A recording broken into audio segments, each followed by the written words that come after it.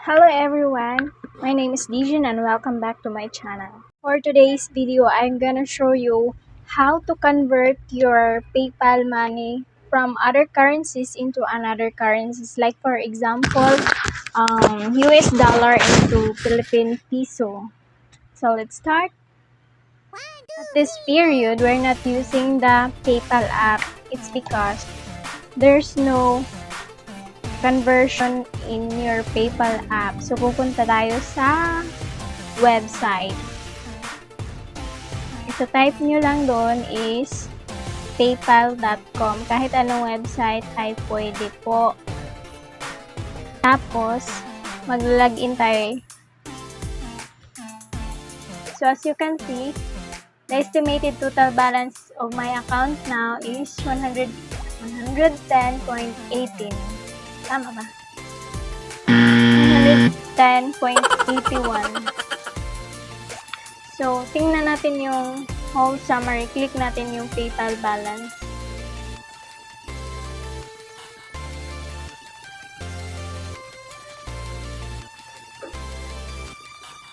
So, as you can see, 0 si peso at mayroon tayong $2, 2 US dollars. So, yung i-convert natin ngayon is US dollar into peso. Did you see the 3 dots? Yung tatlong dots, yun po yung i-click natin para ma-convert natin siya into another currency. So, example, Philippine peso. From just click the 3 dots, then convert currency. Click natin si Philippine peso para ma-convert siya into peso.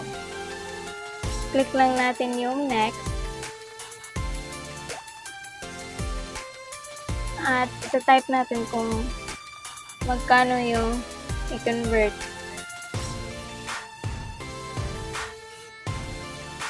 So, meron tayong 2 US dollars. Kaya i-type natin dito is 2 US dollars.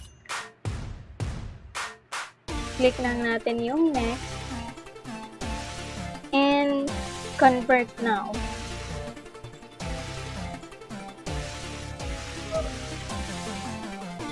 Done! Yun lang. And now, yung balance natin ay nasa piso na talaga siya. That's how easy kung paano mag-convert ng PayPal money from other currencies into another currency. So that's all for today. I hope this video is helpful to you and thank you so much. Bye-bye.